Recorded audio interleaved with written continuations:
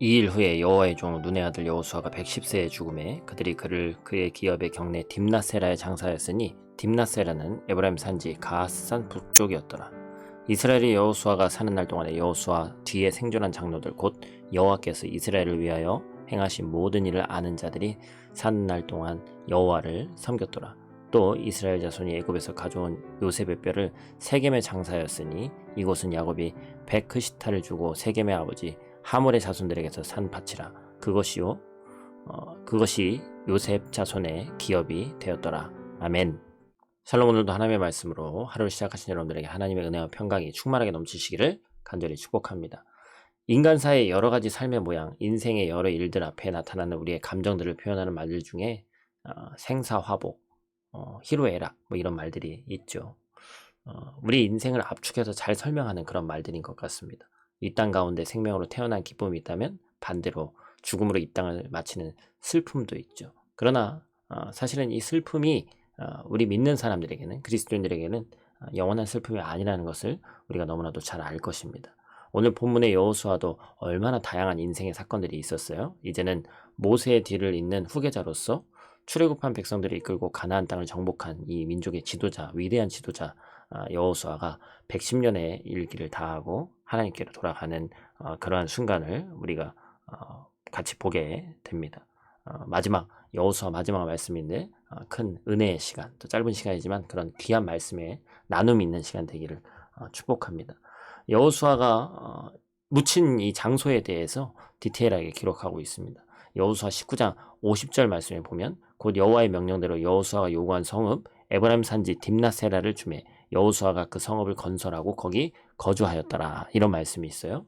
바로 정복해서 얻은 하나님의 약속의 땅, 여호수아에게 기업으로 허락하신 그 땅에 여호수아가 묻히게 되는 겁니다.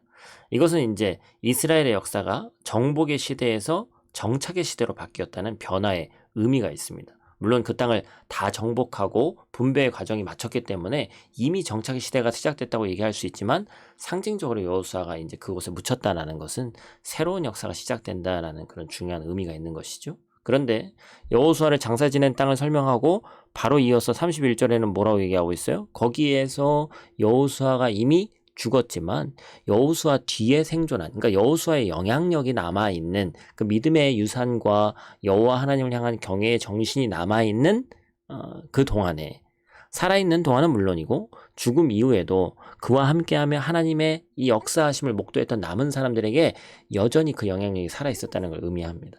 곧 여호수아의 육체는 땅에 묻혔지만 그의 정신과 신앙은 많은 사람들의 심령 가운데 묻혀 있었다는 것이죠. 여호수아는 여호와 하나님을 경외함으로 순종하면서 달려왔고 온전히 하나님을 섬기는 참된 지도자였습니다. 그래서 그 영향력이 계속될 수 있었다는 것이죠. 여호수아는 그의 기업에 장사되었습니다. 그런데 오늘 본문은 여호수아뿐만 아니라 요셉과 엘르아셀의 장례도 함께 기록하고 있죠. 우리가 이 요셉에 대해서 한번 깊이 생각해 봐야 됩니다. 요셉은 사실 이집트 애굽의 이 총리로서 그 이집트 땅에 묻혀도 충분히 대접받고 성대하게 장례를 치르면서 그곳에서 그냥 계속 있어도 되는 인물이었어요. 그러나 출애굽할 때 이 요셉의 또 아버지 야곱도 그 유고를 갖고 오게 되죠. 왜 그렇습니까? 여호수아와 함께 이들의 죽음이 출애굽한 이스라엘 백성들과 그 다음 세대까지 계속해서 전해지면서 그들의 심령에 묻어야 할 믿음의 유산, 그러니까 포로로 약 한 400년이 넘는 기간 동안 있었음에도 불구하고 그 기간 동안 그 정신이 이어져 왔다. 신앙이 이어져 왔다. 그것이 상징적인 이들의 유골에 남아있는 것이죠. 여러분, 요셉이 어떤 사람입니까? 요셉은 출애굽에 있어서 너무나도 중요한 역할을 했던 인물이고 그 역사를 위해서 하나님께서 애굽으로 먼저 보냈던 인물이에요. 몇백 년의 시간을 뛰어넘어서 역사하신 그런 믿음의 사람입니다. 요셉은 하나님께서 반드시 약속을 이루실 것이고 약속의 땅으로 인도하실 것을 굳게 믿었어요. 그게 현실이 되는 순간이 바로 오늘 이 말씀의 사건이죠. 그래서 결국에 하나님의 역사까지 끝까지 바라보고 굳게 믿었던 인물이 자기는 도대체 몇십 년 후인지 몇백 년 후인지는 알 수 없지만 반드시 그것이 이루어질 줄 알았던 사람이었습니다. 한 시대가 가고 새로운 시대가 오는 것을 오늘 본문은 강하게 암시하고 있습니다. 여호수아는 새 시대를 살아가는 하나님의 백성들에게 간곡히 권면하면서 우리의 세대는 이 땅에서 이렇게 가지만 앞으로 펼쳐질 너희의 세대는 더욱 하나님의 크신 은혜와 선하심의 역사가 있기를 간절히 축복하면서 이 말씀을 전한 것이었죠. 사랑하는 형제자매 여러분, 오늘도 우리는 새로운 역사를 쓰고 있습니다. 어제 일은 또 지나갔고 오늘 또 새로운 우리의 삶이 펼쳐지게 되죠. 우리의 역사는, 우리의 삶은, 우리가 앞으로 써나갈 우리의 생은 어떠한 것으로 기록되기를 원하시나요? 바로 우리가 여호수아처럼, 또 오늘 본문 이 말씀에 같이 또 이 땅에서 묻혔던, 약속의 땅에 묻힌 요셉처럼 하나님의 언약이 우리 삶 가운데 성취되는 귀하고 복된 역사가 있기를 소원합니다. 지나간 한 달, 9월 한 달 너무나도 고생하고 너무나도 수고하셨습니다. 다가온 10월 달에는 동일하게 9월 달과 그냥 이어지는 것으로 그치는 것이 아니라 우리의 신앙이 더욱더 성장하고 하나님의 말씀 안에서 풍성한 은혜를 나누시는 저와 여러분들 되시기를 간절히 축복합니다. 기도하겠습니다.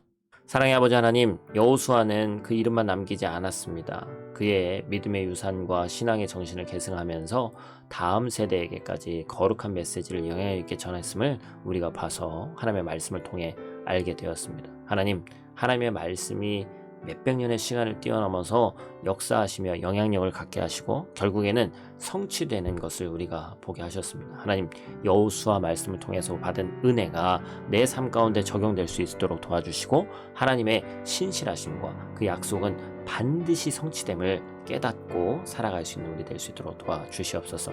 9월 한 달 동안도 우리를 지켜주심에 감사를 드리고 10월은 우리가 더욱더 기대감을 가지고 우리의 신앙이 성장함을 더욱더 믿음으로 나아갈 수 있는 귀하고 복된 우리들 될 수 있도록 하나님 도와주시옵소서. 눈동자와 같이 지킬 줄 믿사오며 예수님 귀하신 이름으로 기도드립니다. 아멘.